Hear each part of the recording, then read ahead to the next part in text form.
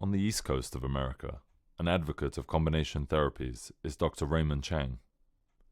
Pioneering the integration of Oriental and Western medicine, his book, Beyond the Magic Bullet, poses an uncomfortable question for the oncology community.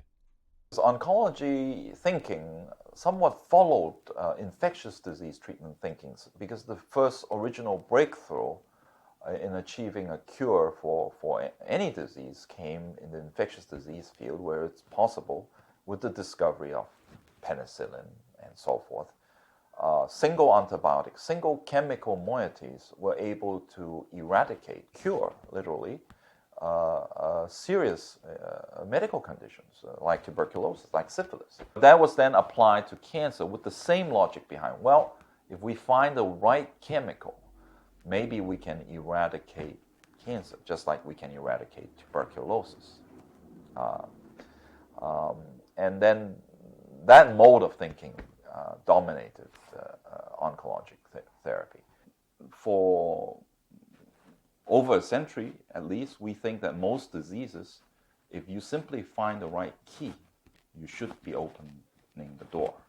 And the reason why the door remains locked, the cure remains locked, is because we don't have the right key. So we should keep looking for new keys, or we should try to improve the key that we have, and we will eventually open the door.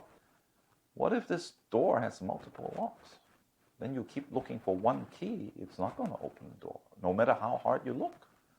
It will fail. The whole strategy of research will fail. Then maybe the way of thinking is wrong.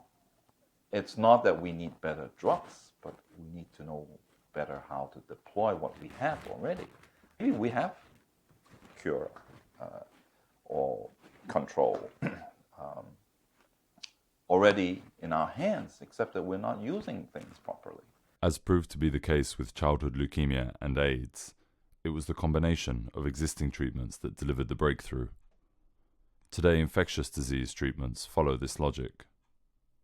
Hepatitis C, hepatitis B, chronic viral infection, HIV obviously, but they are all attacked with multi-pronged, multi-agent, multi-targeted approaches, and with success. Cancer treatments are kind of behind again.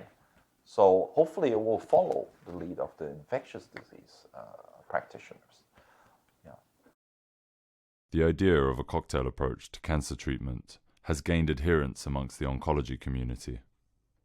Current management of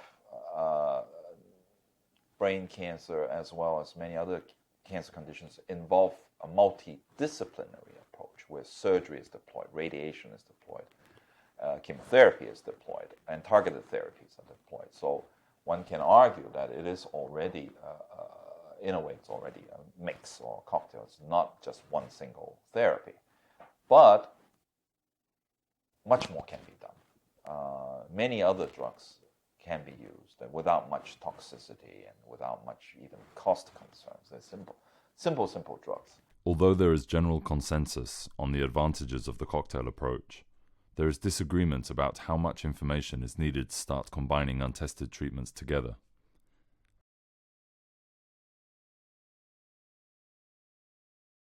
The reality facing the vast majority of patients is that their doctor will not engage with any experimental therapy outside of a clinical trial, even in the context of a terminal diagnosis. We wanted to try and understand the reasons behind this seemingly unnecessary resistance. I think realistically, there are other factors that's beyond medicine. It has to do with capitalism.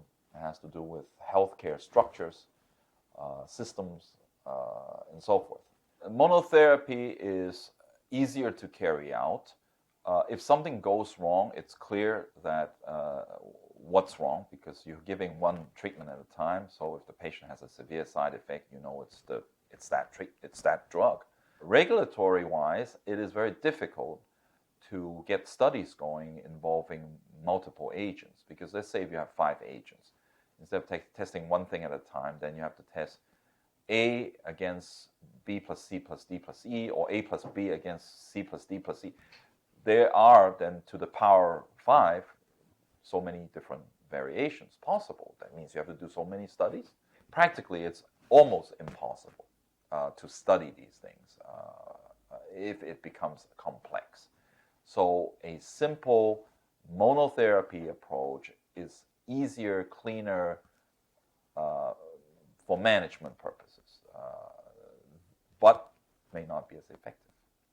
It is unconscious because doctors don't necessarily think about it. They just implement it in this fashion.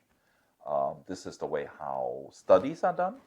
You don't put patients on 3 new XYZ unknown new treatments at the same time, because the issue always comes out that, well, if it works, what did it?